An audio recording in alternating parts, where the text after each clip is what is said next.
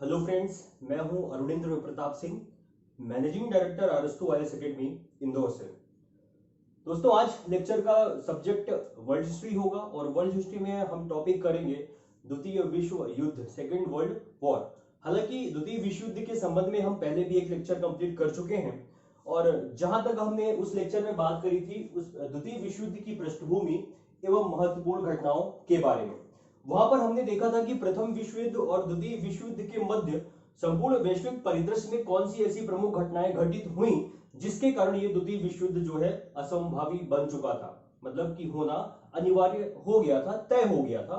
तो वहां पर हमने बात की थी 1917 की बोल्शेविक व रूसी क्रांति के बारे में, हमने बात की थी फासीवाद के बारे में, हमने बात की थी नाजीवाद के बारे में, जहां जिसका उदय जर्मनी में हुआ था। ठीक है, तो थोड़ा बहुत आपको, चूंकि अभी हमें द्वितीय विश्व युद्ध के संदर्भ में हमने ये टॉपिक तो कवर कर लिया था पृष्ठभूमि एवं महत्वपूर्ण घटनाओं के बारे में। इस लेक्चर में आज जो हम टॉपिक कवर करेंगे वो है सेकेंड विश्व वर्ल्ड वॉर की प्रमुख घटनाओं के बारे में, और इसके बाद बात करेंगे हम सेकेंड वर्ल्ड वॉर के कारणों के बारे में, और बात करेंगे हम द्वितीय विश्व युद्ध के प्रमुख परिणाम क्या निकले इनके बारे में। और संभवतः ये सब होने के बाद आज जो है तो आपका विश्व युद्ध का पूरा जो सिलेबस है, जो हमारे मध्य प्रदेश लोक सेवा आयोग के द्वारा दिया गया है, वो पूरा का पूरा कवर हो जाएगा। ठीक है, तो चलिए अब यहां पर हम बात करेंगे द्वितीय विश्व युद्ध की प्रमुख घटनाओं के बारे में। लेकिन उससे पहले थोड़ा सा, जो द्वितीय विश्व युद्ध के संदर्भ में हमने पहला लेक्चर कंप्लीट किया था, तो उन बिंदुओं को भी आपको ध्यान में रखना है। जब आप द्वितीय विश्व युद्ध का सेकेंड पार्ट का लेक्चर देखें तो निश्चित तौर पर उससे पहले आप जो फर्स्ट पार्ट बनाया था हमने द्वितीय विश्व युद्ध का, वो आप देख लें। ठीक है, क्योंकि बहुत सारी पृष्ठभूमि आपको यहाँ पर जो हमने बताई थी वो आपको यहाँ पर भी मदद करेगी इस बिंदु को समझने में। ठीक है, तो यहाँ पर हम बात करेंगे सेकेंड वर्ल्ड वॉर की प्रमुख घटनाएं। अब इसके अंतर्गत क्या बात करेंगे, यहाँ पर हम बात करेंगे कि जब प्रथम विश्व युद्ध प्रारंभ हो जाता है, कब प्रारंभ होता है? 1 सितंबर 1939 में प्रारंभ होता है, जब जर्मनी पोलैंड पर आक्रमण करता है। और खत्म कब होता है? खत्म होता है 14 अगस्त 1945 में।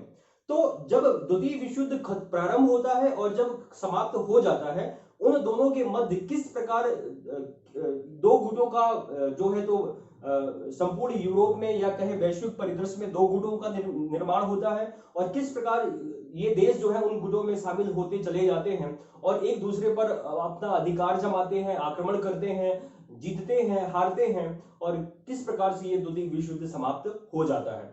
तो हम मोस्टली उन लगभग 6 वर्षों की ही यहाँ पर प्रमुख बात करेंगे। ठीक है, जबकि उससे पहले की घटनाओं के बारे में हमने यहाँ पर पृष्ठभूमि में हमने बात कर ली थी, जो कि द्वितीय विश्व युद्ध से पहले और प्रथम विश्व युद्ध के बाद की घटनाएं थी।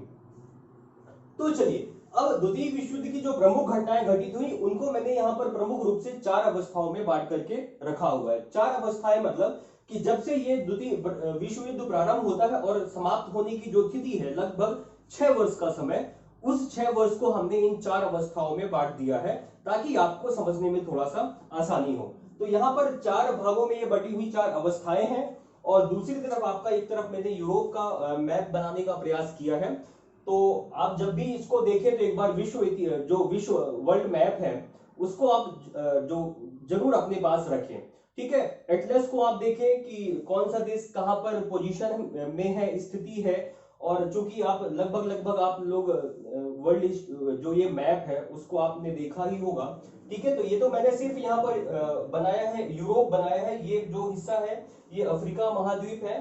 ठीक है, इसके बाद ये पूरा रशिया का है, यहाँ पर आपके बाल्कन देश हैं, इसके बाद आपका जो है तो अरब प्रायद्वीप चालू हो जाता है, फिर एशिया चालू होता है। ठीक है, अब अपना इंडिया। ठीक है, तो आपको थोड़ा सा अपने दिमाग में एक जो है तो एक प्रोमो बना के चलना है कि मैप कैसा दिखता है।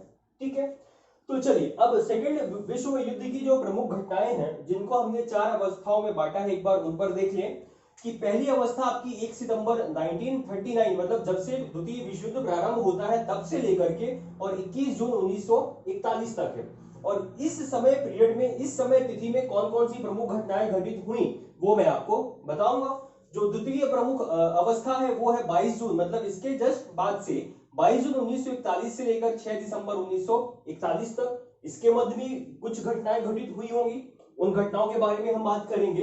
और तीसरी अवस्था है 7 दिसंबर 1941 से लेकर 7 नवंबर 1942 के मध्य, और चौथी अवस्था है 8 नवंबर 1942 से लेकर 14 अगस्त 1945 तक, जब यह द्वितीय विश्व युद्ध समाप्त हो जाता है जापान के आत्मसमर्पण के उपरांत। ठीक है, तो चलिए अब एक तरफ, अब थोड़ा सा ये चूंकि मैप आपको समझना बहुत इंपॉर्टेंट है, क्योंकि यहाँ पर आप देखेंगे कि किस प्रकार से जर्मनी का, हम हालांकि हमने चीजों को पहले ही कवर कर लिया था कि किस प्रकार जर्मनी का उत्कर्ष होता है नाजीवाद को लेकर के, कैसे फासीवाद का जन्म होता है बेनिटो मुसोलिनी के नेतृत्व में इटली में। ठीक है, तो आपको ये कंट्री की पोजीशन थोड़ा सा याद रखनी है, जो इंपॉर्टेंट है, जैसे कि ये फ्रांस हो गया, ये जर्मनी है आपका, ठीक है, ये ब्रिटेन है, और यहाँ पर आपका ये रूस है, बाकी सब तो ये इटली है यहाँ पर। ठीक है, बाकी सब छोटे मोटे देश हैं, इनके बारे में बात करते हैं। अब जो पहली अवस्था है, पहली अवस्था की शुरुआत 1 सितंबर 1939 से लेकर के 21 जून 1941 तक होगी। मैं यहाँ पर जो अभी आपको घटनाएं बताऊंगा, उन घटनाओं का संबंध, उनकी जो समय तिथि है वो इन दोनों डेट के मध्य में होगी। यहाँ पर मैंने लिखा भी है, यहाँ पर देखिए कि जर्मनी का Poland, Denmark, Netherland, Belgium, Luxembourg, France, Britain और यूनान पर आक्रमण, मतलब उस समय इस समय तिथि के अंतर्गत जर्मनी ने इतने सारे देशों पर आक्रमण किया और उन्हें संभवतः पराजित किया, सिर्फ ब्रिटेन को छोड़ करके, और लगभग सभी देशों को वो अपनी सीमा में समाहित कर लेता है। तो अब शुरुआत करने से पहले मैंने यहां पर लिखा है कि जर्मनी का पोलैंड पर आक्रमण, तो जर्मनी ये है, यहां पर पोलैंड इसका पड़ोसी राज्य है, पड़ोसी देश है। तो अब ये जर्मनी जो है ये पोलैंड पर आक्रमण क्यों करता है, क्यों करता है? अब अगर आपने इसको पढ़ा होगा तो इसको समझने के लिए आपको जाना होगा वर्साय की संधि में, जो कि प्रथम विश्व युद्ध के उपरांत मित्र राष्ट्रों के द्वारा जर्मनी पर थोपी गई थी। ठीक है, अब आपको पता होगा कि पोल जनजाति को मिला करके एक नए पोलैंड का निर्माण किया गया था, उस वर्साय संधि में यह प्रावधान किया गया था, और साथ में क्या किया गया था कि ये जो डेंजिंग बंदरगाह था यहाँ पर, इस पर भी पोलैंड का कब्जा दिया गया था, और जर्मनी के मध्य से होकर जाने के लिए पोलैंड को जो है समुद्रिक मार्ग भी दिया गया था। तो इन सब बातों के चलते हुआ क्या था, जर्मनी पहले से ही गुस्सा होकर बैठा हुआ था, क्योंकि ये जिस पर मेरा अधिकार होना चाहिए उसको दे दिया गया था पोलैंड को। तो पोलैंड से वो उन जगहों को वापस प्राप्त करने के लिए इसने क्या किया, जर्मनी ने पोलैंड पर आक्रमण कर दिया। लेकिन उससे पहले थोड़ा सा हम बात करें, अब आपको थोड़ा सा यहाँ पर पृष्ठभूमि जो हमने पढ़ी थी वहां पर आपको देखना पड़ेगा कि किस प्रकार जर्मनी में एडोल्फ हिटलर का उत्कर्ष होता है, कैसे वो पावरफुल शक्तिशाली बनता है।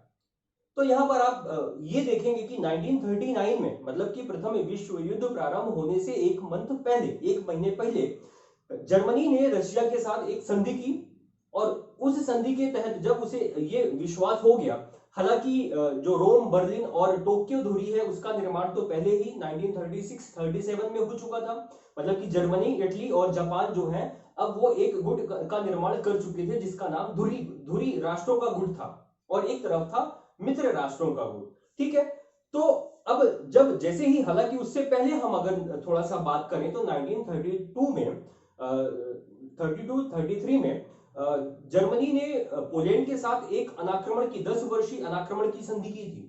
आपको याद होगा कि जर्मनी कभी भी पोलैंड पर आक्रमण नहीं करेगा, क्योंकि जर्मनी स्वयं अपनी सीमाओं की सुरक्षा करना चाहता है और पोलैंड को एक बफर क्षेत्र के रूप में उपयोग करना चाह रहा था, क्योंकि रूस अगर आक्रमण करता है तो पहले वो पोलैंड पर आक्रमण करेगा, तत्पश्चात जर्मनी पर पहुंचेगा। ठीक है, तो पहले उसने पोलैंड से आक्रमण की कि मैं आप पर कभी भी आक्रमण नहीं करूंगा। ठीक है भाई, हुआ। लेकिन बात जब आती है 1939 की, तो जर्मनी रूस से आक्रमण करके अपने आप को थोड़ी बहुत सुरक्षित महसूस करता है, और अब वो परिस्थितियां अपने अनुकूल समझता है कि अब वो सारी जो मैं चाह रहा था करना वो अब हो चुका है। अब वो वर्साय की संधि को तोड़ने का प्रयास जो है, हालांकि वो पहले से ही करना चालू कर देता है, लेकिन अब वो क्या करता है कि वो इन जो पुलिस गलियारा है, जो डेंजिंग बंदरगाह है, उसकी प्राप्ति के लिए वो जर्मनी पोलैंड पर आक्रमण कर देता है 1 सितंबर 1939 में, और यहीं से द्वितीय विश्व युद्ध की शुरुआत हो जाती है। अब होता क्या है कि जर्मनी पोलैंड पर आक्रमण कर देता है 1 सितंबर 1939 में। तो जब पोलैंड पर आक्रमण कर देता है तो इसके उपरांत, हालांकि पोलैंड की सेनाएं जर्मनी का सामना करती हैं, लेकिन 3 सितंबर 1939 को जो आपका ब्रिटेन है और जो फ्रांस है, ये भी जर्मनी के विरुद्ध जो है आक्रमण की घोषणा कर देते हैं। ठीक है, तो अब होता क्या है कि हालांकि जर्मनी जो है पोलैंड को पूरी तरह से जीत लेता है और इस पूरे के पूरे पोलैंड को जो है अपने अपने साथ मिला लेता है, लेकिन अब सोचता है रूस, अब चूंकि रूस क्या हुआ, रूस सोचता है कि अगर जर्मनी इस पोलैंड के संपूर्ण भाग में अपनी हिस्सेदारी अपना कब्जा कर लेगा तो इसकी सीमाएं जो है मेरे साथ लगने लगेंगी। क्योंकि ये जो पूरा क्षेत्र है यहाँ पर आपका यूएसएसआर आता है, ये पूरा आपका ये बाल्टिक देश इनको कहा जाता है, लिथुआनिया, लाटविया, एस्टोनिया को, और इसके नीचे का जो ये पूरा क्षेत्र है जहां पर आपका रोमानिया आता है, जहां पर आपका सर्बिया है, जहां पर बोस्निया है, हर्जेगोविना है, ये पूरा क्षेत्र कहलाता है यहाँ पर बाल्कन देश का। ठीक है, तो हालांकि जब रूस में रूसी क्रांति हुई थी 1917 की, तो उसके बाद ही वहां पर यूएसएसआर का जो है तो निर्मित हो चुका था, और ये सारे देश जो है 15 देश जो थे इंक्लूडिंग रशिया, वो एक यूएसएसआर के रूप में वहां पर स्थापित थे। तो अब रूस का ये सोचना था कि जब पोलैंड पर जर्मनी का कब्जा हो गया तो इसकी सीमाएं अब मेरे से लगेंगी तो मैं सुरक्षित जो है तो महसूस स्वयं को नहीं कर पाऊंगा। तो रसिया ने भी क्या किया, रसिया ने भी पोलैंड पर आक्रमण कर दिया, और अंततः ये हुआ कि जर्मनी और रशिया के मध्य एक संधि होती है, और उस संधि के द्वारा दोनों पोलैंड को आपस में बांट लेते हैं कि ये जो पूर्वी पोलैंड है इस पर किसका अधिकार होगा, रूस का होगा, और पश्चिमी पोलैंड पर किसका अधिकार होगा, जर्मनी पर होगा। ठीक है, तो इस प्रकार से जर्मनी ने पोलैंड पर क्या कर लिया, अपना अधिकार स्थापित कर लिया। अब दूसरी तरफ होता क्या है, इसके बाद अब रूस जो है बढ़ता है कि ये जो बाल्टिक देश हैं आपके, जिसमें कि एस्टोनिया है, लाटविया है, लिथुआनिया है, अब रूस अपनी पोजीशन, अपनी स्थिति को सुदृढ़ करने के लिए इनके साथ क्या करता है, संधि कर लेता है, इंक्लूडिंग फिनलैंड भी। ये बाल्टिक देश तो वही हैं जिनमें कि लिथुआनिया, लाटविया और एस्टोनिया आते हैं, और फिनलैंड के साथ भी एक संधि करता है कि इनके जो महत्वपूर्ण बंदरगाह हैं उन बंदरगाहों का प्रयोग रशिया करेगा एक नौसैनिक अड्डे के रूप में। तो ये देश तो स्वीकृत दे देते हैं रशिया को, लेकिन फिनलैंड जो है वो स्वीकृत नहीं देता है कि नहीं, मैं अपने बंदरगाहों का प्रयोग आपको सैनिक या सैन्य अड्डे के रूप में नहीं करने दूंगा। तो होता क्या है कि यहाँ के जो प्रमुख सेनापति होते हैं जनरल मैनरहीन, उनके नेतृत्व में फिर फिनलैंड और रशिया का युद्ध होता है, लेकिन संभवतः उस युद्ध में फिनलैंड हार जाता है, और ये जो संपूर्ण क्षेत्र है इस पर किसका कब्जा हो जाता है, रूस का कब्जा हो जाता है। तो यहां पर आपको समझना यह है कि अभी चूंकि जो जर्मनी है, जर्मनी इन जो रूस के द्वारा ये काम किए गए, मतलब इन बाल्टिक देशों को जो जीता गया, यहां पर जर्मनी ने रशिया के इस कार्य का विरोध नहीं किया। क्यों नहीं किया, क्योंकि उसका अभी उसकी नीति कुछ दूसरी है। एडोल्फ हिटलर जो कि उस समय पर तानाशाह हुआ करते थे, तो इन्होंने अपना ध्यान लगाया कि ठीक है आप इधर अपना कब्जा जमाओ, और इधर जर्मनी ने क्या किया, जर्मनी ने फिर डेनमार्क पर अपना अधिकार जमा लिया, धीरे धीरे नीदरलैंड पर आक्रमण कर दिया, धीरे धीरे बेल्जियम और लग्जमबर्ग, यहाँ पर ये जो छोटे छोटे देश थे इन पर अपना अधिकार जमाना चालू कर दिया। और संभवतः चूंकि ये सैन्य दृष्टि से भी बहुत मजबूत तो देश थे नहीं, ठीक है, तो छुटपुट कुछ दिनों की लड़ाई के उपरांत जर्मनी ने डेनमार्क, नीदरलैंड, बेल्जियम और लग्जमबर्ग को पर अपना अधिकार स्थापित कर लिया। ठीक है, तो इस प्रकार से डेनमार्क, नीदरलैंड, बेल्जियम, लग्जमबर्ग पर किसका अधिकार हो गया, जर्मनी का अधिकार हो गया। अभी हम पढ़ेंगे आप बाद में कि यही जो साम्राज्यवादी नीतियां थी, नीतियों के कारण ही जर्मनी ने फिर रशिया पर आक्रमण किया। अभी हालांकि दोनों क्या है, आपस में मित्रवत संबंध स्थापित किए हुए हैं, लेकिन बाद में आप देखेंगे कि जब हम दूसरी अवस्था पढ़ेंगे कि यहाँ पर जर्मनी का रूस पर आक्रमण होता है तो क्यों करता है, उसकी भी वजह हम जानने का प्रयास करेंगे। लेकिन यहाँ पर आपको देखना यह है कि जर्मनी ने पोलैंड पर, डेनमार्क, नीदरलैंड, बेल्जियम, लग्जमबर्ग पर अपना अधिकार स्थापित कर लिया। अब बारी आती है किसकी, फ्रांस की। तो एक तरफ अभी आपको यह भी समझना है कि अभी यूरोप में जो गुट तो निर्मित हो चुके हैं, एक मित्र राष्ट्रों का गुट जिसमें कि आपका पोलैंड है, जिसमें आपका फ्रांस है, आपका ब्रिटेन है। अभी अमेरिका युद्ध में शामिल नहीं हुआ है, अभी इटली भी युद्ध में शामिल नहीं हुआ है, ठीक है, और उधर जापान अपना अलग ही काम कर रहा होता है। तो अब जब जर्मनी ने इन छोटे छोटे देशों पर जीत लिया तो उसे एक मार्ग मिल चुका है, क्योंकि ये जो जर्मनी है अब वो बेल्जियम के थ्रू कहां पर आक्रमण करना चाहता है, फ्रांस पर। क्योंकि उस समय पर जर्मनी की जो सैनिक शक्ति थी वो विश्व भर में बहुत शक्तिशाली मानी जाती थी। क्योंकि जो प्रथम विश्व युद्ध के उपरांत वर्साया संधि के प्रावधानों को तोड़ करके और एडोल्फ हिटलर ने जो अपने देश का सैन्यीकरण किया और साथ में हवाई लड़ाकू विमानों का निर्माण, जलपोतों का निर्माण, पनडुब्बियों का निर्माण, परमाणु बमों का निर्माण, तो इस प्रकार उसने काफी अपनी सैन्य शक्ति मजबूत कर ली थी। अब होता क्या है कि जब जर्मनी फ्रांस पर आक्रमण करता है, उसी समय इटली घोषणा कर देता है कि मैं भी ये ध्रुवीय राष्ट्रों के साथ अर्थात जर्मनी के साथ मिलकर के, और इटली भी क्या कर देता है, फ्रांस के विरुद्ध युद्ध की घोषणा कर देता है। अब फ्रांस ऐसी स्थिति में नहीं है कि वो दो मोर्चों पर अपना युद्ध लड़ सके, मतलब कि वो जर्मनी की सेनाओं का भी सामना कर सके और इधर से इटली की जो सेनाएं होंगी उन सेनाओं का भी सामना कर सके। तो बहुत बड़ा मुश्किल हो जाता है फ्रांस के लिए, ये जो अवस्था उसके समक्ष उपस्थित होती है।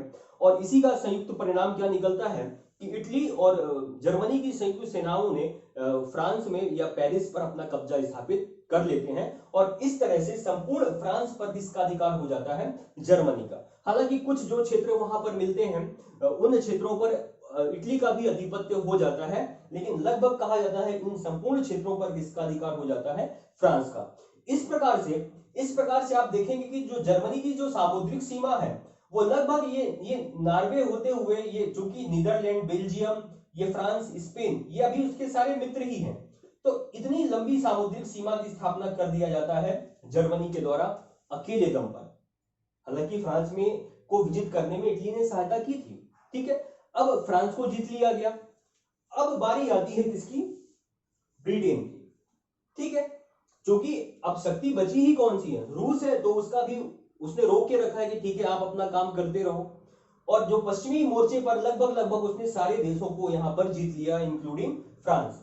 रही बात ऑस्ट्रिया की, तो ऑस्ट्रिया के बारे में हमने पढ़ा था कि ऑस्ट्रिया को तो जर्मनी ने पहले से ही जो है हस्तगत कर लिया था, अपने अधिकार में ले लिया था द्वितीय विश्व युद्ध के प्रारंभ होने से पूर्व ही, ठीक है। तो अब बचता है अकेले ब्रिटेन। अब जर्मनी की नीति ये है कि मैं ब्रिटेन को पराजित करूं, लेकिन कहा यह जाता है कि जब ब्रिटेन पर जर्मनी ने अपने बम वर्षक विमानों को भेजा तो कहा जाता है कि अकेले लंदन पे लगभग 50,000 बम गिराए गए थे, ठीक है। लेकिन उसी दौरान हुआ क्या था कि जब जर्मनी पोलैंड पर आक्रमण कर लेता है, उसके उपरांत वो मित्र राष्ट्रों के समक्ष एक संधि का प्रस्ताव रखता है और कहता है कि नहीं, मुझे जो चाहिए था वो मैंने प्राप्त कर लिया है, अब यहीं पर युद्ध को क्या कर दिया जाए, समाप्त कर दिया जाए।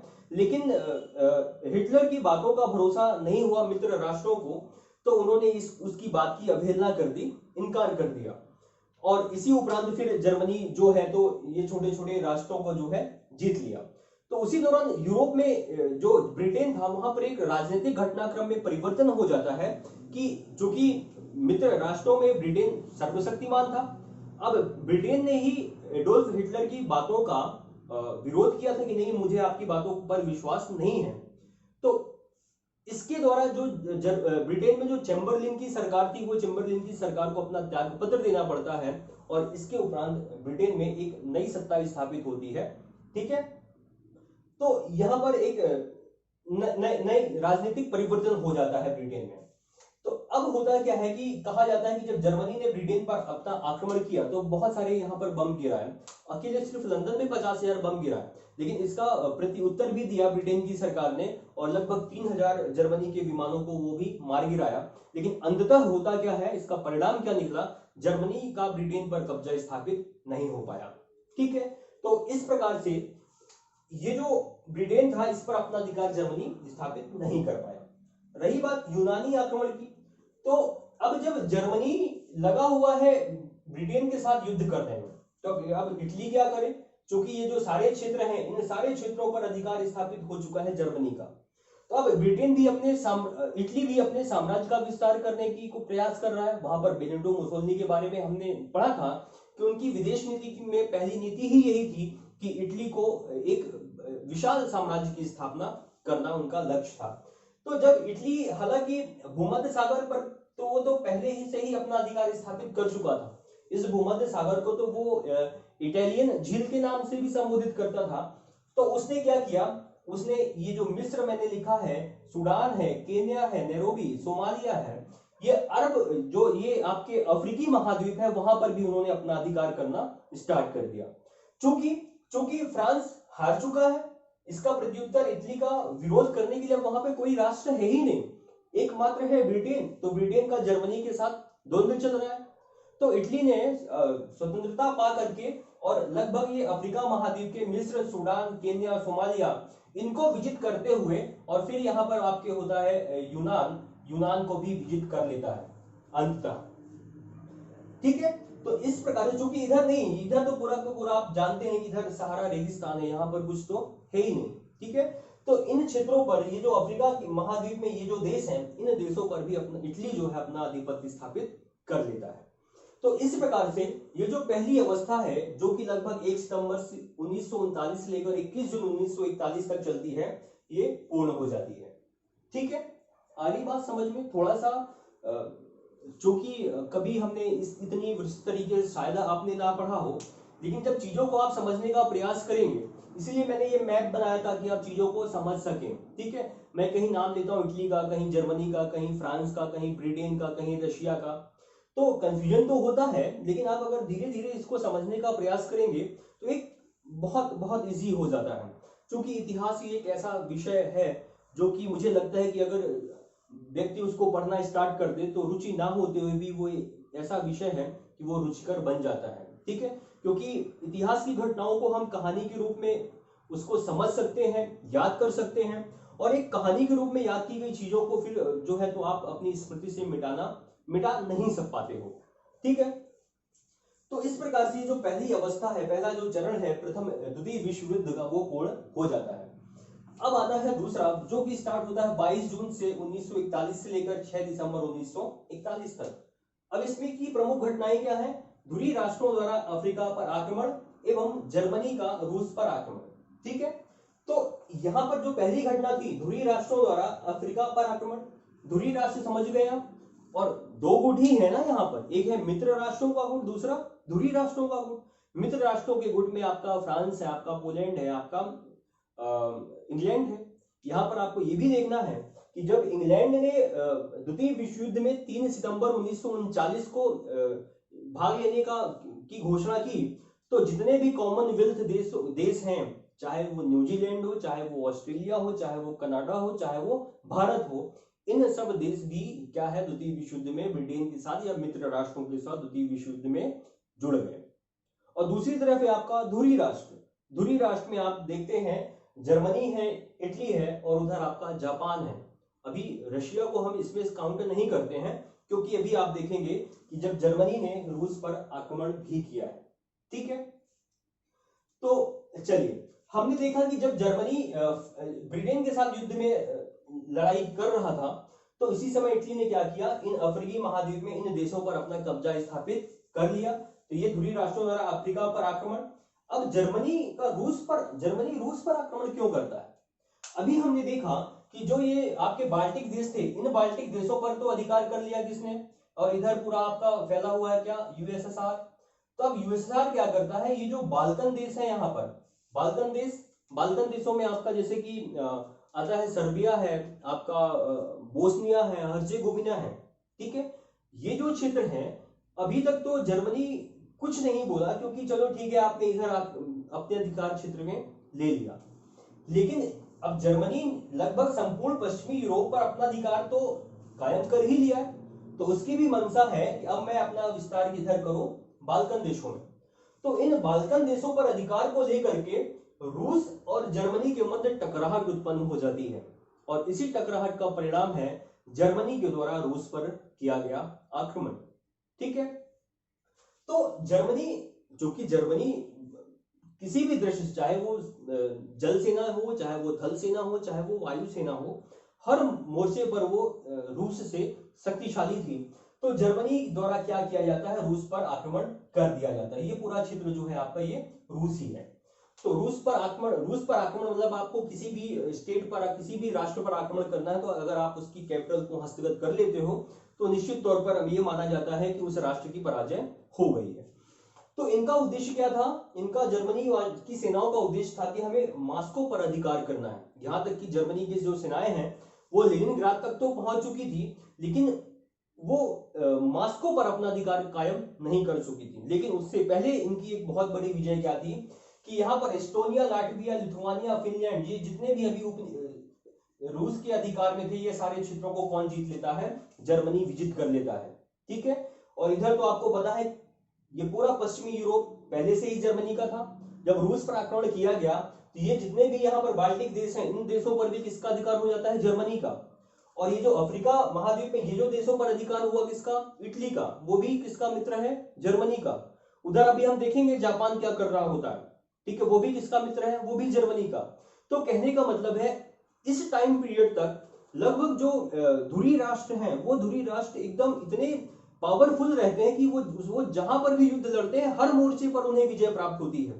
जबकि मित्र राष्ट्र उनके साथ उल्टा होता है कि वो अभी तक हर युद्ध को लगभग वो हार रहे होते हैं।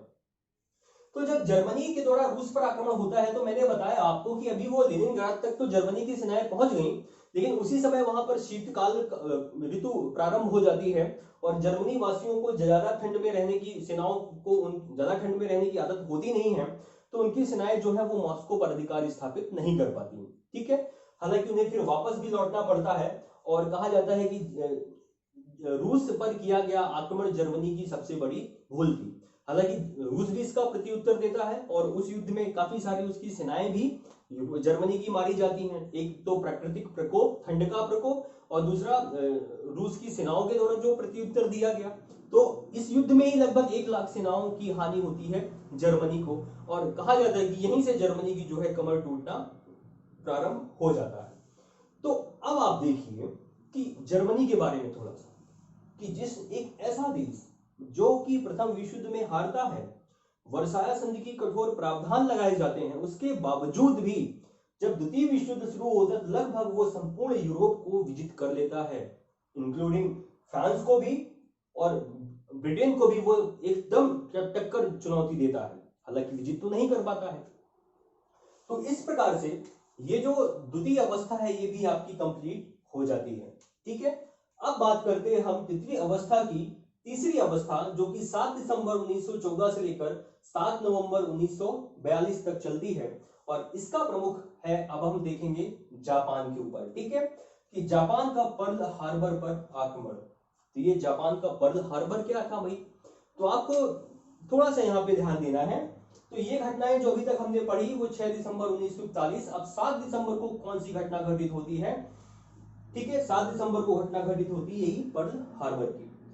अब ये आपका पूरा का पूरा यूरोप है, और यहाँ पर कौन सा महासागर है हम पढ़ते हैं? यहाँ पर आपका एटलांटिक ओशियन है। ठीक है, एटलांटिक ओशियन के बाद आपका यहाँ पर उत्तरी अमेरिका है, फिर दक्षिणी अमेरिका, फिर प्रशांत महासागर स्टार्ट हो जाता है। ठीक है, या तो दूसरी तरीके से आप ये भी देख सकते हैं कि ये पूरा रशिया है, और रशिया के बाद यहाँ पर चूंकि कौन सा है आपका प्रशांत महासागर है, और उसके बाद फिर आपका अमेरिका महाद्वीप चालू हो जाता है। ठीक है, तो दोनों बिंदु लगभग एक जैसे ही हैं। आप इधर से देखें तो, इधर से देखें तो, यहां से थोड़ा सा आपको दूर नजर आएगा, यहां से देखेंगे तो ये पूरा रूस था आपका, और यहीं पर आपका है ये जापान। मान लीजिए मैप थोड़ा स्पष्ट तो नहीं है, और जापान है ये पूरा का पूरा एक प्रशांत महासागर ही है, और यहीं से चालू हो जाता है आपका क्या? उत्तरी अमेरिका।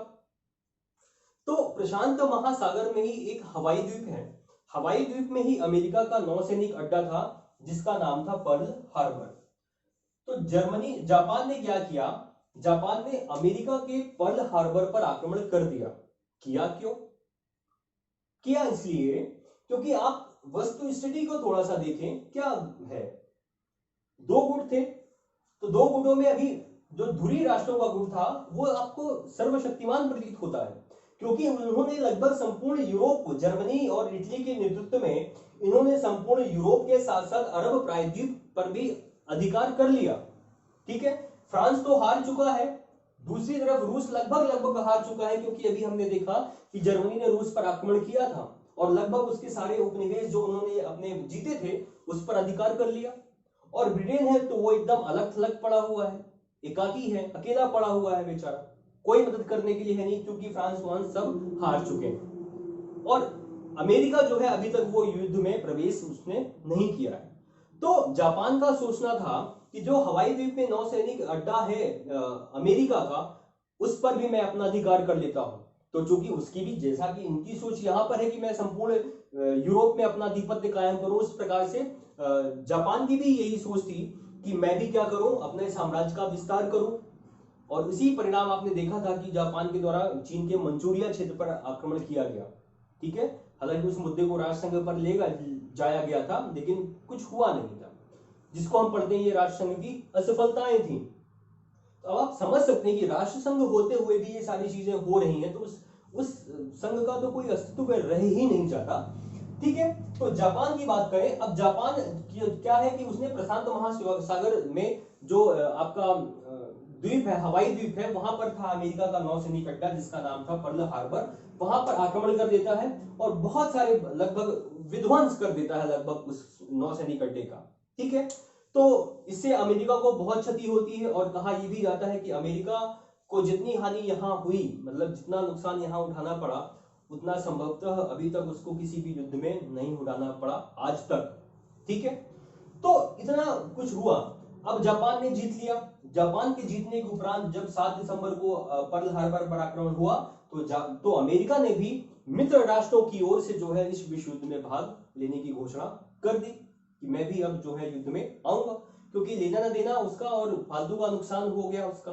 ठीक है, तो अब अमेरिका भी इस विश्व युद्ध में शामिल हो जाता है, लेकिन अभी जापान रुकता नहीं है, क्योंकि जापान का जो उसकी जो उत्कर्ष था, उसका जो मानना था कि उसको भी अपना संपूर्ण एशिया में अपना अधिकार कायम करना था। अब याद करिए जो टाइम पीरियड 1942 और नवंबर, और हम पढ़ते हैं भारत छोड़ो आंदोलन हमारे भारत में चल रहा होता है। तो भारत छोड़ो आंदोलन चल रहा होता है हमारे भारत में, और एक तरफ वैश्विक परिदृश्य में क्या चल रहा है, द्वितीय विश्व युद्ध चल रहा है। मतलब भारतीयों की भी हिम्मत को देखिए कि भारत भी लड़ रहा है मित्र राष्ट्रों की ओर से और जापान धुरी राष्ट्रों की ओर से, है ना।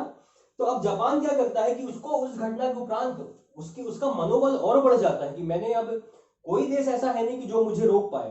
तो अब वो क्या करता है, जितना भी यहाँ पर फिलीपींस देखोगे आप, फिर सिंगापुर देखेंगे आप, मलेशिया, जितना भी जावा द्वीप है, सुमात्रा द्वीप है, उन सब पर अपना अधिकार कायम वो कर लेता है। और करते करते वो कहां पहुंचता है, वर्मा पर। वर्मा मतलब कि आधुनिकतम म्यांमार पर भी अपना अपने अधिकार में कर लेता है। तो उसी समय हमारे भारत में जब ये भारत छोड़ो आंदोलन चल रहा होता है, तो महात्मा गांधी के द्वारा संभवतः कहा जाता है ना कि अंग्रेजों भारत छोड़कर चले जाओ, हमें जापान के हवाले ना करो। अंग्रेजों भारत को भारतीयों के लिए छोड़ के चले जाओ, हमें जापानियों के हाथों में ना छोड़ो। क्योंकि हर जगह पर इस विश्व युद्ध में हर जगह पर, अभी ब्रिटेन को देखें आप, ब्रिटेन के लगभग जितने उपनिवेश थे वो सारे उससे छीन लिए गए, मतलब जीत लिए गए।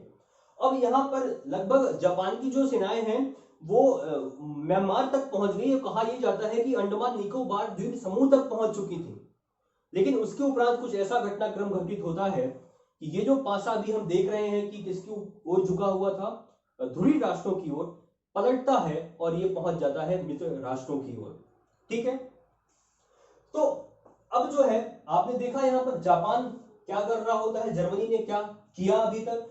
तो लगभग ये आक्रमण करने के उपरांत अमेरिका भी शामिल हो जाता है और ये पूरा घटनाक्रम लगभग जापान के संदर्भ में ही है। 1942 तक जो चलता है कि जापान फिर जो है तो आपका फिलीपींस, सिंगापुर, म्यांमार को जीतता है, यहाँ तक कि मलेशिया जो आपका जावा सुमात्रा द्वीप को जीतते हुए वो फिर अंडमान निकोबार द्वीप समूह तक पहुंच जाते हैं। अब इसके बाद जो चौथी अवस्था है वो है आपका 8 नवंबर 1942 से लेकर 14 अगस्त 1942 तक। अब होता क्या है, अब यहाँ पर ब्रिटेन, अब चूंकि अमेरिका भी इस विश्व युद्ध में शामिल हो चुका है, तो ब्रिटेन को थोड़ा सा उसका मनोबल बढ़ता है और बढ़ने के उपरांत अब वो दोनों संयुक्त होकर के, अब चूंकि अमेरिका तो भाई प्रथम विश्व युद्ध के बाद एक महाशक्ति के रूप में उभर कर सामने आ ही चुका था, उसकी भी सैनिक शक्ति का कोई मुकाबला था नहीं उस समय पर भी। तो अब ब्रिटेन और अमेरिका मिलकर के उन्होंने सबसे पहला काम क्या किया, सबसे पहला काम किया कि ये जो अफ्रीकी महाद्वीप में ये जो देश जो अभी तक इनके आधिपत्य में थे, इनका अधिकार था, इन पर अब किसने अधिकार कर लिया, मित्र राष्ट्रों ने अधिकार कर लिया। चाहे वो मिस्र हो, चाहे सूडान, सोमालिया, केन्या हो, इन पर अब पुनः अधिकार किसका हो गया, मित्र राष्ट्रों का हो गया।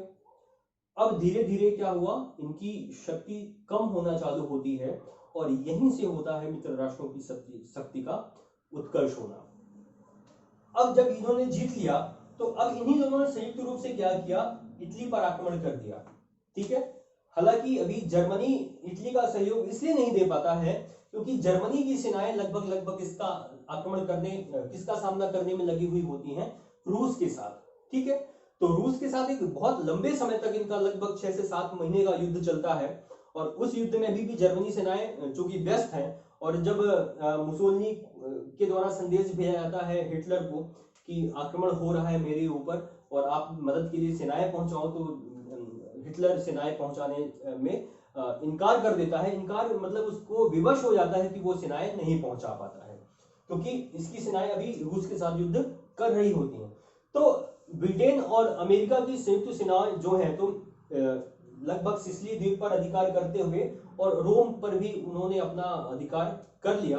और इस प्रकार से कहा जाता है कि इटली जो है लगभग 3 दिसंबर 1933 को, जो कि 8 नवंबर से अवस्था चालू होती है, तो 3 दिसंबर 1943 को इटली जो है आत्मसमर्पण कर देता है और इस विश्व युद्ध से अपना हाथ जो है पीछे खींच लेता है।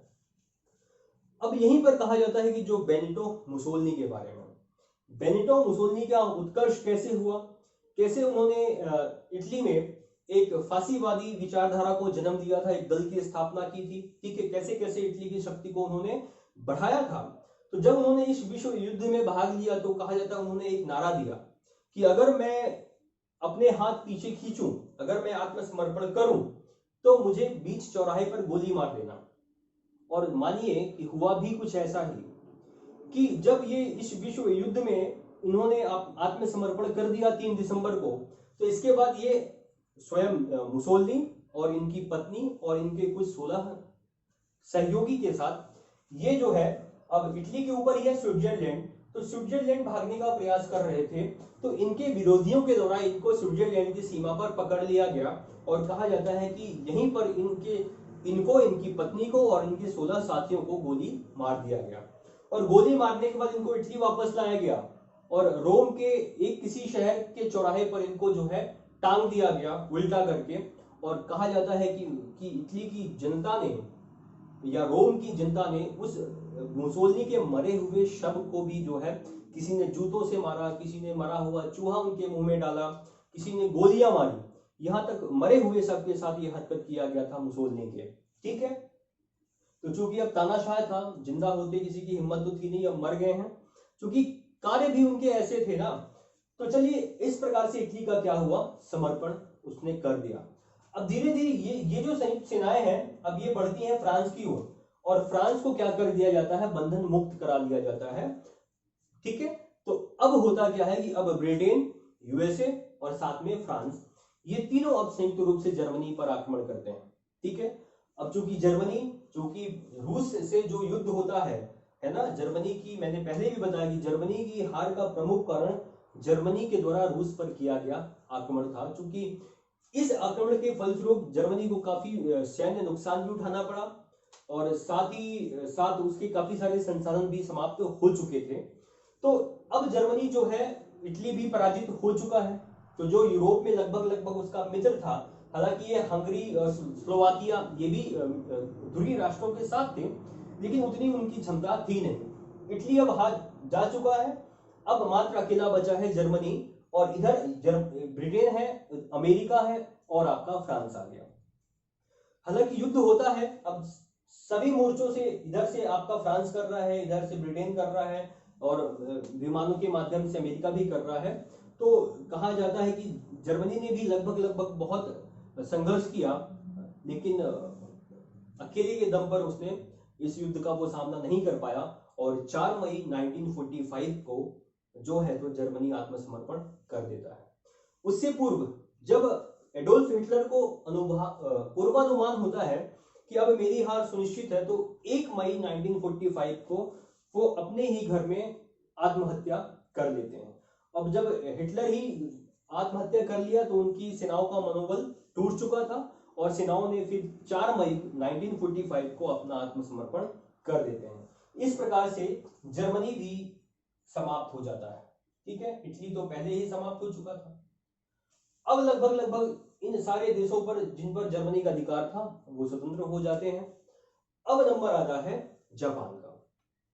क्योंकि जापान अभी भी लगा हुआ है, मतलब कि जो दक्षिण पूर्व एशिया था उसमें अपने साम्राज्य का प्रसार करने में जापान अभी भी लगा हुआ था, ठीक है। लेकिन होता क्या है कि अब उसको मना भी किया जाता है कि भाई आप प्रशांत महासागर में, या कि जो अपना साम्राज्यवादी जो आपकी नीति है उस नीति को आप छोड़ो और आप भी जो है तो आत्मसमर्पण कर दो।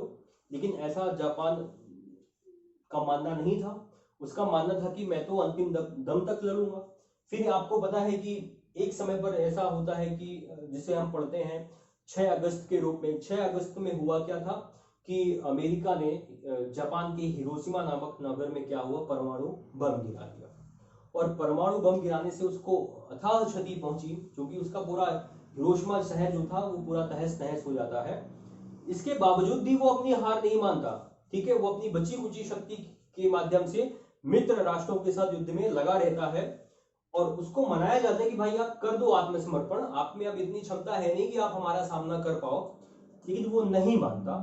इसके एवज में फिर 3 दिन बाद 9 अगस्त 1945 में फिर नागासाकी, जो कि जापान का दूसरा प्रमुख बड़ा शहर था, वहां पर भी परमाणु बम गिरा दिया जाता है अमेरिका के द्वारा।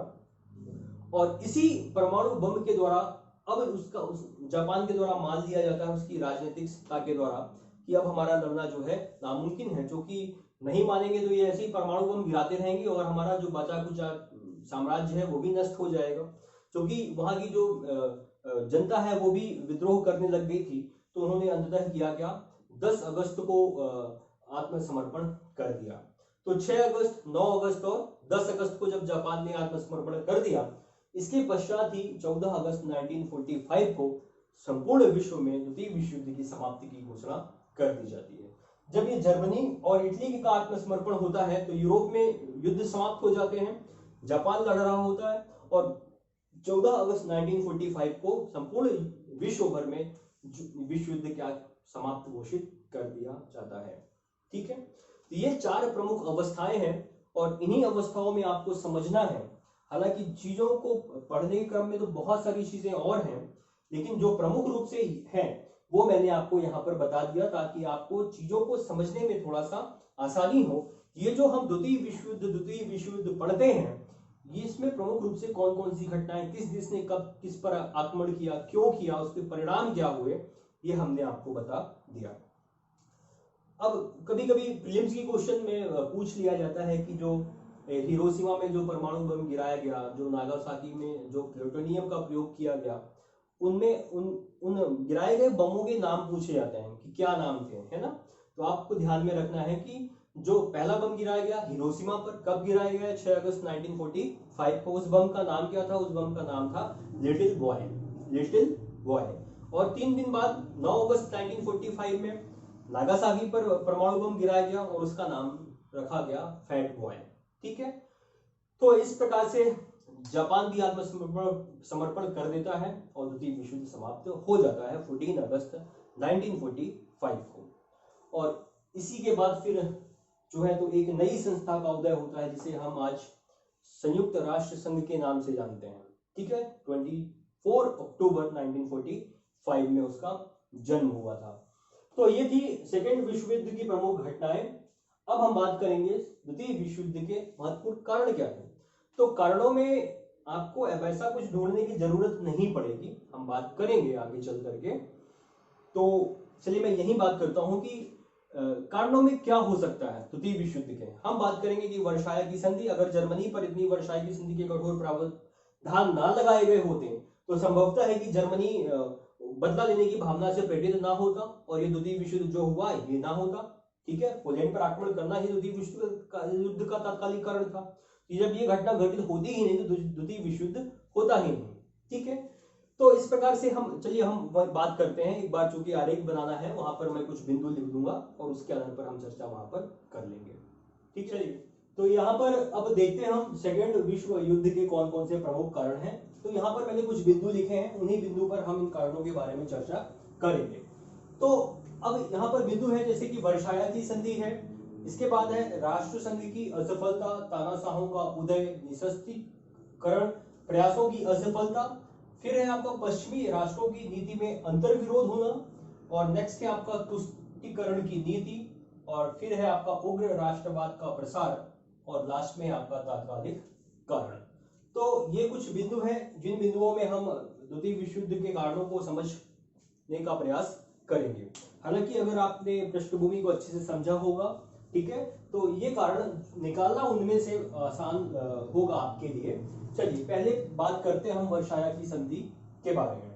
अब आपको पता है कि प्रथम विश्व युद्ध की समाप्ति के बाद पेरिस शांति सम्मेलन बुलाई गई थी, और उसी पेरिस शांति सम्मेलन के फलस्वरूप ही 28 जून 1919 में जर्मनी के साथ एक अपमानजनक संधि की गई, जिसे हम जानते हैं वर्साय की संधि के नाम से। और उसी संधि में जर्मनी पर बहुत सारे आर्थिक, राजनीतिक और सैनिक प्रतिबंध भी स्थापित किए गए, और इसका मूल कारण था फ्रांस को इतना निर्बल बना देना कि आगे चल करके वो इस प्रकार के युद्धों में जो है तो भाग ना ले सके। तो कहीं ना कहीं उस वर्साय संधि के जो कड़े प्रावधान थे, उन कड़े प्रावधानों के उपरांत ही जो है वहां की जनता में एक जो भावना का जागृत हो गई थी, और उसी जागृत भावना के फलस्वरूप जो कहते हैं ना राष्ट्रवाद की भावना, और इसी भावना के फलस्वरूप उन्होंने एक ऐसे व्यक्ति को चुना जिसका नाम एडोल्फ हिटलर है। उनका मानना था कि यही ऐसा व्यक्ति है जो जर्मनी के अपमानों का बदला जो है तो मित्र राष्ट्रों से ले सकता है। ठीक है, तो जर्मनी के कड़े या वर्साय संधि के कड़े प्रावधान ये भी द्वितीय विश्व युद्ध का एक प्रमुख कारण ही था। ठीक है, तो ये आपको याद रखना है। कहा ही जाता है ना कि वर्साय की संधि जो है एक संधि ना होकर के वो मात्र जो है एक 20 वर्षों का एक युद्ध विराम थी। ठीक है, नेक्स्ट बात करते हैं राष्ट्र संघ की असफलता। तो राष्ट्र संघ की स्थापना का उद्देश्य, जो कि ये भी राष्ट्र संघ की स्थापना जो है तो 10 जनवरी 1920 में वुडरो विल्सन के 14 सूत्रों में से एक सूत्र के रूप में की गई थी। उसका उद्देश्य क्या था? उद्देश्य था अंतरराष्ट्रीय शांति व सुरक्षा की स्थापना करना। तो राष्ट्र संघ जब गठित हुआ तो गठित होने के उपरांत 1930 तक तो ये सफलतापूर्वक कार्य करता रहा, चूंकि उस समय पर मित्र राष्ट्र ही इनके कर्ता धर्ता थे, उनसे तो कोई आपत्ति थी नहीं। लेकिन जब धीरे धीरे उत्थान होना शुरू होता है मुसोलिनी के नेतृत्व में इटली का और हिटलर के नेतृत्व में जर्मनी का, तब वहां से जो है स्थिति गड़बड़ हो जाती है। तो जब बड़े राष्ट्रों का विवाद सामने आता है तो राष्ट्र संघ वहां पर कुछ नहीं कर पाता, सिर्फ हाथ पैर हिलाने के। जैसे मैं बात करूं कि जब जर्मनी ने ऑस्ट्रिया पर आक्रमण किया, जब इटली ने अबिसीनिया पर आक्रमण किया, जब जापान ने मंचूरिया पर आक्रमण किया, तो उस समय पर राष्ट्र संघ जो है तो कुछ भी नहीं कर सका। ठीक है, तो यहाँ पर हमें जो राष्ट्र संघ की निर्बलता है वो यहाँ पर हमें दिखलाई पड़ती है। ठीक है, अब आप बात करेंगे कि मंचूरिया के बारे में, तो मैं थोड़ा सा बता दूं, क्योंकि यहाँ पर चीन का मुद्दा होता है। जब जापान चीन के अधिकृत मंचूरिया वाले क्षेत्र पर आक्रमण करता है तो इसका मुद्दा भी राष्ट्र संघ पर ले जाया जाता है, लेकिन वहां पर कोई सुनवाई होती ही नहीं है। ठीक है, तो उस समय का जो चीन था, मतलब उस समय का लगभग मैं आपको बता रहा हूं, तो लगभग वहां पर 3 प्रकार की सरकारें स्थापित हो चुकी थी। एक था क्षेत्र मंचूरिया का, वहां पर लगभग मांचुकाओ के नेतृत्व में वहां पर सरकार स्थापित हो चुकी थी। और जो दूसरा था चीन में, वहां पर राष्ट्रीय सरकार की स्थापना हो चुकी थी जिसका नाम था चांग काई शेक के नेतृत्व में। और तीसरी चीन में थी साम्यवादी सरकार और उसके नेता थे माओ त्से तुंग। ठीक है, तो ये जो मंचूरिया का क्षेत्र है जिसका नेतृत्व करता था मांचुकाओ, उस क्षेत्र पर जापान ने अधिकार किया था।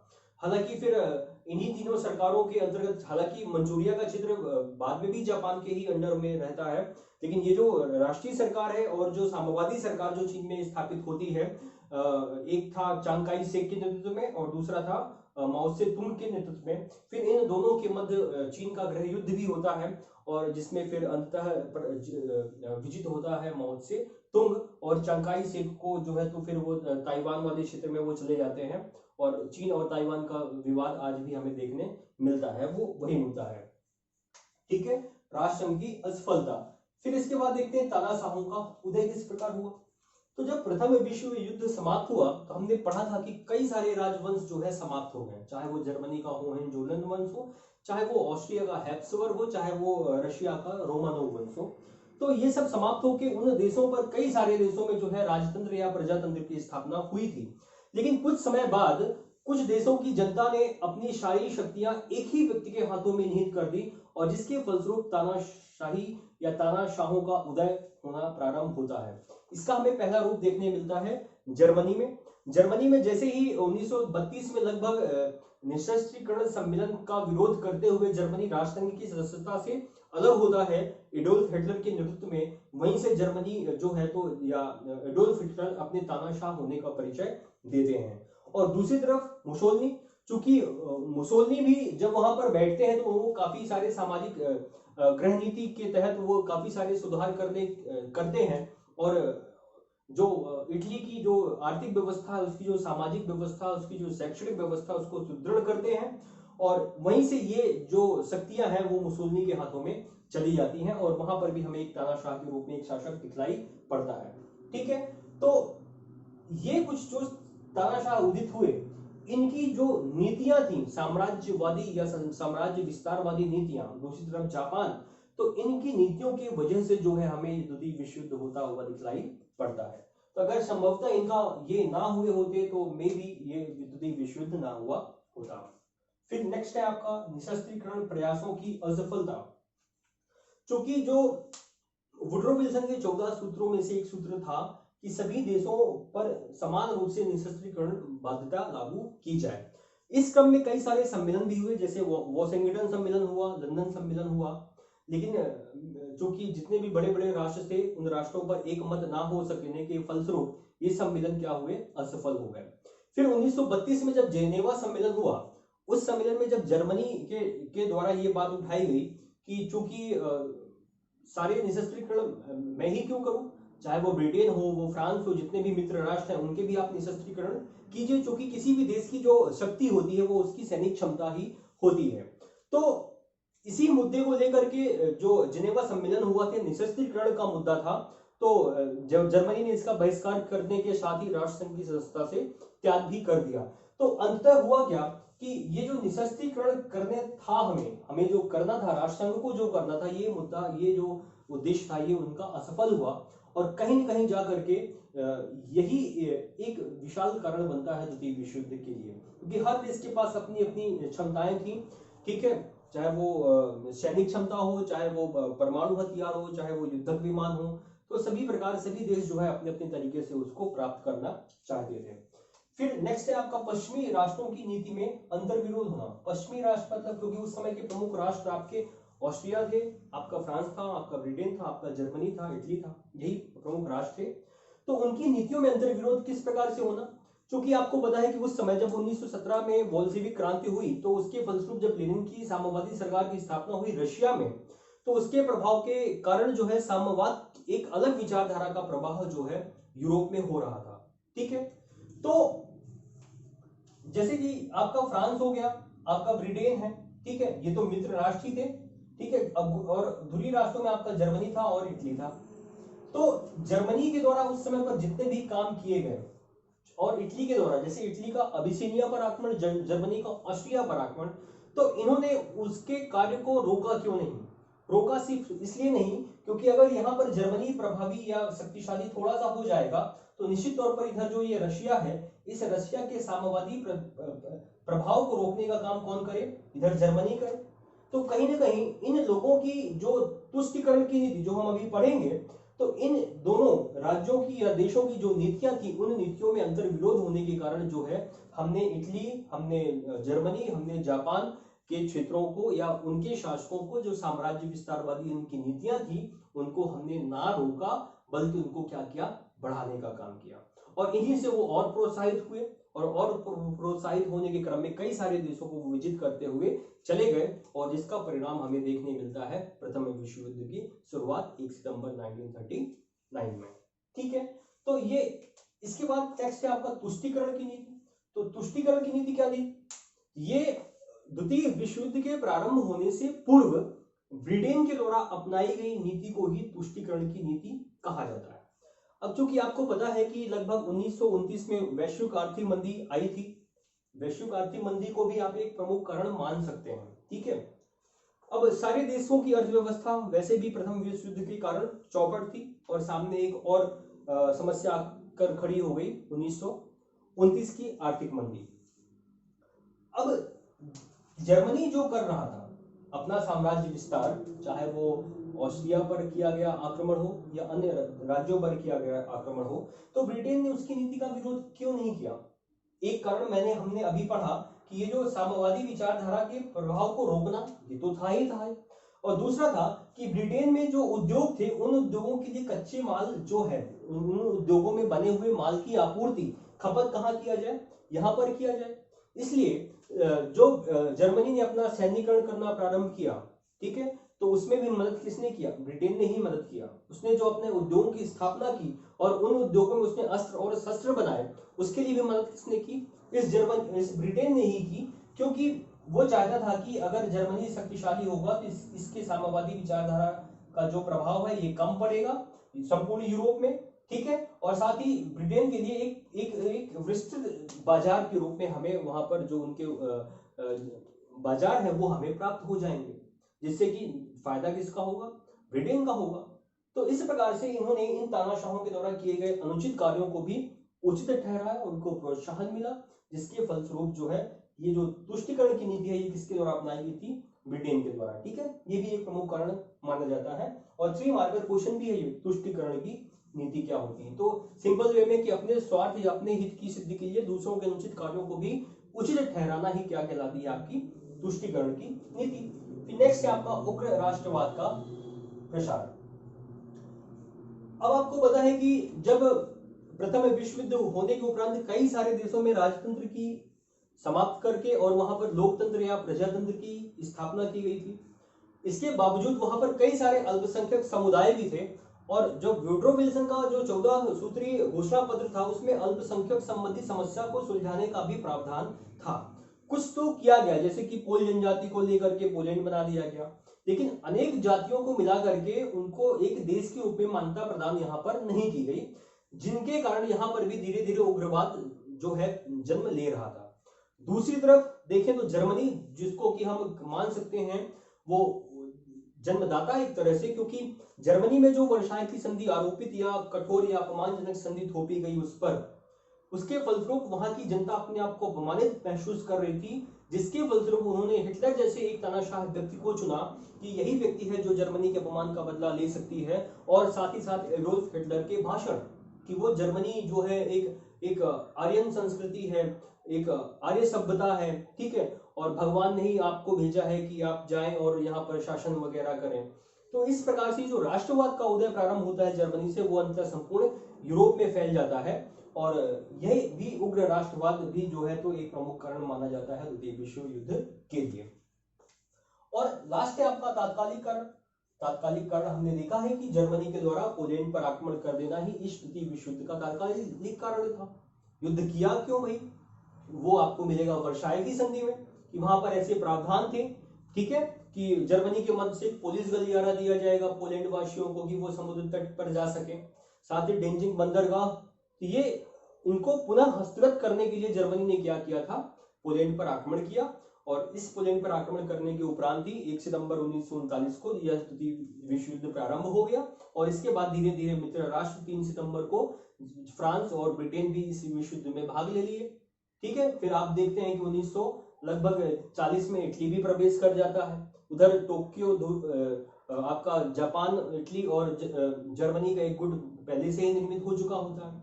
तो इस प्रकार से संपूर्ण यूरोप जो है पुनः 2 गुटों में विभाजित हो जाता है और ये द्वितीय विश्व युद्ध हो जाता है, ठीक है। तो ये थे प्रमुख कारण द्वितीय विश्व युद्ध के। मुझे नहीं लगता कि अगर इसमें अब कोई आपको दिक्कत होनी चाहिए। अब हम बात करेंगे जो हमारा लास्ट बिंदु बचा हुआ है, लास्ट पॉइंट है, इसके प्रमुख परिणाम क्या निकलते हैं, अब हम उनकी बात करते हैं। चलिए अब हम बात करते हैं द्वितीय विश्व युद्ध के प्रमुख परिणाम क्या निकले, ठीक है। तो इन परिणामों को भी मैंने यहाँ पर एक टेबल के फॉर्म में एक बिंदुवार लिख दिया है ताकि आपको समझने में कोई दिक्कत ना हो। जैसे कि पहला है आपका कि यूरोप का वर्चस्व समाप्त हो जाता है इस विश्व युद्ध के उपरांत, द्वितीय विश्व युद्ध के बाद। फिर नेक्स्ट है आपका शीत युद्ध का प्रारंभ होता है। फिर आपका साम्राज्यवाद एवं उपनिवेशवाद का अंत हो जाता है और तत्पश्चात गुट निरपेक्षता का उदय होता है। और फिर आपका संयुक्त राष्ट्र संघ अर्थात यूएनओ की स्थापना की जाती है। परमाणु युग का सूत्रपात होता है और प्रादेशिक संगठनों का भी विकास होता है। और इसके बाद हम देखेंगे कि भारत चीन पर क्या प्रभाव पड़ता है, ठीक है। तो चलिए पहले बिंदु पर हम बात करते हैं यूरोप का वर्चस्व समाप्त। तो अभी तक हमने देखा कि अभी तक द्वितीय विश्व युद्ध के खत्म होने के पहले तक जो वैश्विक राजनीति का प्रमुख केंद्र था यूरोप, ठीक है, क्योंकि अभी तक हमने यहीं पर देखे हैं कि ब्रिटेन है, फ्रांस है, जर्मनी है, इटली है, यही बहुत शक्तिशाली राष्ट्र हुआ करते थे। लेकिन इस विश्व युद्ध के बाद क्या हुआ, परिदृश्य जो है वो बदल गया। ये सारे यूरोपीय देश पर्दे के पीछे चले गए और पर्दे के सामने उभर कर आया एक शक्तिशाली राष्ट्र जिसे हम अभी संयुक्त राष्ट्र अमेरिका के नाम से हम जानते हैं। मतलब कि अमेरिका का एक शक्तिशाली राष्ट्र के रूप में उद्भव होता है। तो यहाँ पर यूरोप का वर्चस्व जो है वो समाप्त हो जाता है। ये तो अगर मैं बात करूं जो विजित राष्ट्र थे द्वितीय विश्व युद्ध में, जैसे कि फ्रांस हो गया, ब्रिटेन हो गया, क्योंकि इनको बहुत ज्यादा नुकसान हुआ था उस विश्व युद्ध में, ठीक है, तो एक तो वो समाप्त हो गए। जो पराजित राष्ट्र थे उनका वर्चस्व तो समाप्त होना लाजमी है, बनता है। तो इस प्रकार से अमेरिका का प्रभुत्व कायम हो जाता है और आज तो हम देखते ही हैं कि अमेरिका वर्तमान समय में एक सुपर पावर के रूप में उद्भव है, ठीक है। अब नेक्स्ट बिंदु है आपका कि शीत युद्ध का प्रारंभ। कि जब द्वितीय विश्व युद्ध समाप्त होता है तो वैश्विक या बहुत सारे राष्ट्रों के जो राजनीतिक हैं, जनता है, उनका मानना है कि अब चलो राष्ट्रसंघ की स्थापना भी हो चुकी है, अब लंबे समय तक हमें शांति जो है का एक वातावरण देखने मिलेगा। लेकिन उनका ऐसा मानना गलत साबित हुआ, ठीक है। युद्ध तो समाप्त हो गए, लेकिन उस युद्ध के फलस्वरूप दो शक्तिशाली राष्ट्रों का उदय हुआ। एक था रूस और दूसरा है आपका अमेरिका। तो अमेरिका चूंकि पूंजीवादी विचारधारा का समर्थक था और वहीं रूस जो है वो साम्यवादी विचारधारा का समर्थक माना जाता है। तो हुआ क्या कि द्वितीय विश्व के युद्ध के उपरांत अब संपूर्ण यूरोप जो है तो पुनः इन विचारधारा के गुटों में बांट चुका था। एक था पूंजीवादी विचारधारा का गुट और दूसरा था साम्यवादी विचारधारा का गुट। तो अब हर विचारधारा जो है अमेरिका अपने विचारधारा से प्रभावित करने का प्रयास कर रहा था जो नए उदित राष्ट्र थे, और दूसरी तरफ रूस भी प्रभावित करने का प्रयास कर रहा था। तो हालांकि अब शीत युद्ध की संज्ञा किसे दी गई, हालांकि इन दो यही जो दो विचारधाराएं हैं, एक साम्यवादी और दूसरी पूंजीवादी, इन्हीं दोनों विचारधाराओं के मध्य जो वाद विवाद होता रहा। हालांकि कभी युद्ध की स्थिति तो नहीं आई, लेकिन मनमुटाव जो था, जो राजनीतिक संघर्ष था, वो परस्पर चलता रहा और लगभग ये 1991 तक चलता रहा, जब तक यूएसएसआर का विघटन नहीं हो गया, ठीक है। तो इसी राजनीतिक या वैचारिक जो संघर्ष था, इसी वैचारिक संघर्ष को जो है तो शीत युद्ध की संज्ञा दी गई, ठीक है। तो 1991 में जो है तो साम्यवाद का विघटन, जो कि यूएसएसआर का विघटन होने के बाद साम्यवादी व्यवस्था तहस नहस हो गई। अब विश्व में सिर्फ एक ही विचारधारा का प्रभुत्व कायम है, जिसको हम पूंजीवाद के नाम से जानते हैं। लेकिन उसके समक्ष वर्तमान समय की अगर बात करें तो एक चीनी साम्यवाद आज भी जो है एक रोड़ा बने हुए खड़ा हुआ है, ठीक है। तो अब बात करते हैं साम्राज्यवाद एवं उपनिवेशवाद का अंत। तो निश्चित तौर पर जब द्वितीय विश्व युद्ध का प्रारंभ हुआ था तो उस समय पर यूरोप के जितने भी शक्तिशाली प्रभुत्व संपन्न जो राष्ट्र थे, उनके पास विश्व में अनेक भूभागों पर उपनिवेश हुआ करते थे, ठीक है। जैसे कि मैं बात करूं कि जो भारत ही है हमारा, वो ब्रिटेन का उपनिवेश था, ठीक है। इसी प्रकार जर्मनी के थे, इसी प्रकार इटली के थे, फ्रांस के थे, और इसी प्रकार चीन भी एक उपनिवेश था, पुर्तगालियों का, फ्रांसीसियों का और ब्रिटेन का। तो जब ये विश्व युद्ध समाप्त हुआ तो इस विश्व युद्ध के समाप्त होने के उपरांत ये जितने भी उपनिवेश थे इनके, तो ये सारे के सारे क्या हुए, वहां पर भी राष्ट्रवाद का प्रभाव प्रसार हुआ और धीरे धीरे ये सारे राष्ट्र क्या हुए, स्वतंत्र हो गए। तो कहीं ना कहीं ये जो साम्राज्यवाद की भावना थी, इस भावना को खत्म किया द्वितीय विश्व युद्ध ने, ठीक है। और धीरे धीरे हमें नवीन राजतंत्र या लोकतंत्र के रूप में कई सारे राष्ट्रों का उदय देखने मिलता है।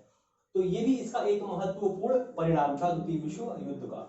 इसके बाद गुट निरपेक्षता का उदय। ये गुट निरपेक्षता क्या है, क्योंकि हमने देखा कि द्वितीय विश्व युद्ध के उपरांत दो प्रमुख शक्तिशाली देश या विचारधाराएं वहां पर परस्पर समानांतर रूप से चल रही थी। एक था पूंजीवादी और दूसरा था साम्यवादी विचारधारा। तो उस समय पर चूंकि ये जो गुट निरपेक्षता का जो सिद्धांत था, ये भारत की ही प्रमुख देन है। उस समय हमारे तत्कालीन जो प्रधानमंत्री थे पंडित जवाहरलाल नेहरू, इनके द्वारा ये वैश्विक पटल पर ये जो सिद्धांत था गुण निरपेक्षता का, ये रखा गया। अब ये कहलाता क्या है गुण निरपेक्षता? आपको पता है उस समय विश्व में दो गुट थे, एक पूंजीवादी और दूसरा साम्यवादी गुट। तो उनका ये मत था कि जितने भी नव स्वतंत्र राष्ट्र हैं, चूंकि इन गुटों की ये सैद्धांतिक ये विचारधारा का संघर्ष, लड़ाई चल रही थी, तो ना तो हम साम्यवादी में गुटों की तरफ मिलेंगे, ना ही हम पूंजीवादी गुटों की ओर हमारा झुकाव होगा। अर्थात इन दोनों गुटों में परस्पर तटस्थता बनाए रखना ही इस गुट निरपेक्षता का मूल सिद्धांत था।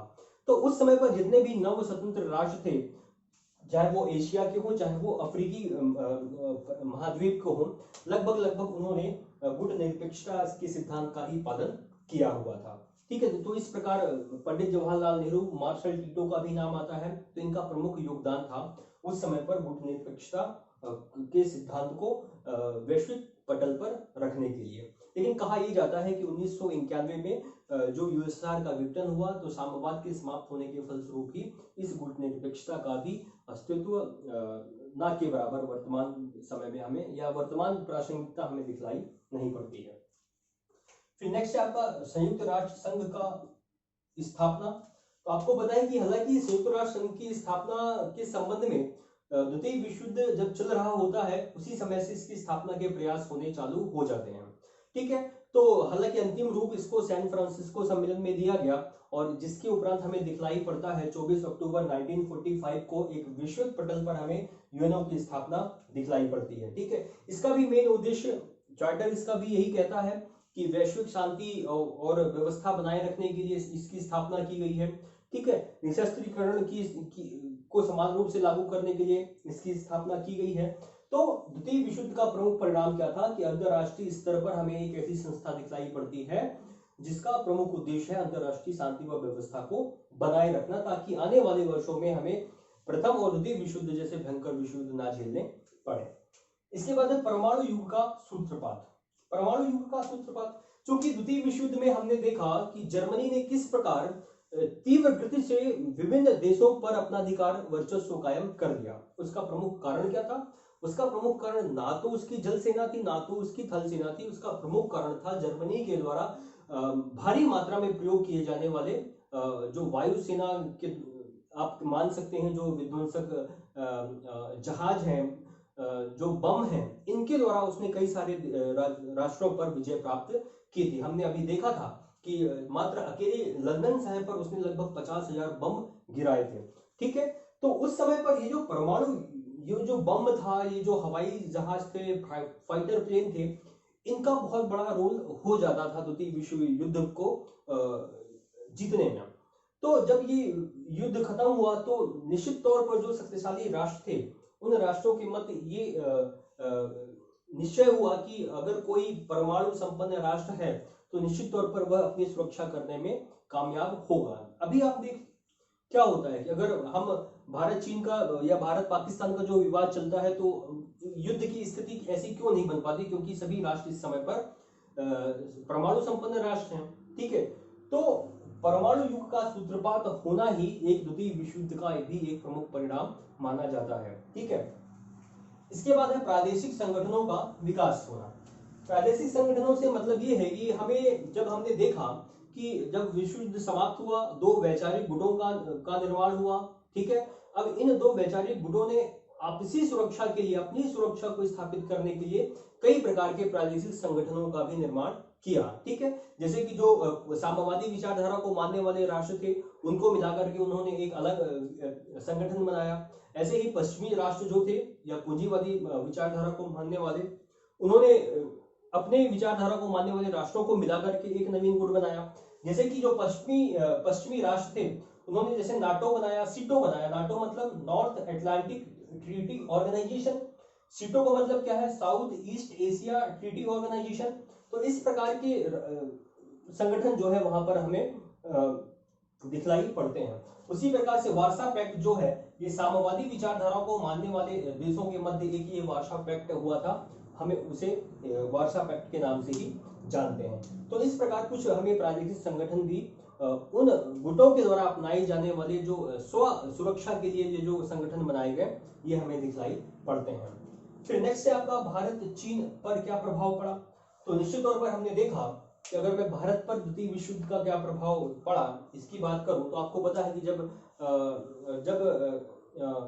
ब्रिटेन इस विश्व युद्ध में शामिल हुआ तो कॉमनवेल्थ को मानने वाले देश भी इस ब्रिटेन में के साथ हो लिए, उनमें से एक था हमारा भारत भी।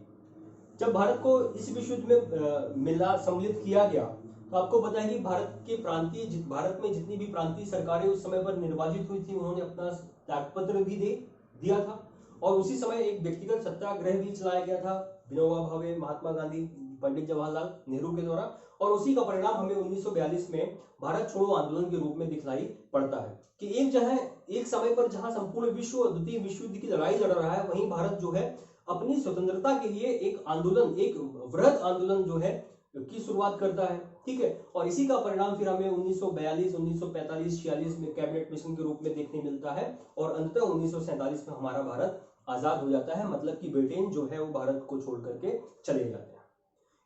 हालांकि उनका सिर्फ एक ही यही प्रमुख कारण नहीं था कि द्वितीय विश्व युद्ध, अब जो कि द्वितीय विश्व युद्ध के बाद प्रत्येक ब्रिटेन की मैं बात करूं उसकी आर्थिक उसकी राजनीतिक स्थिति इतनी सुदृढ़ नहीं रह गई थी कि वह अपने उपनिवेशों पर उस तरह से शासन स्थापित कर पाए जैसा वो चला रहा था।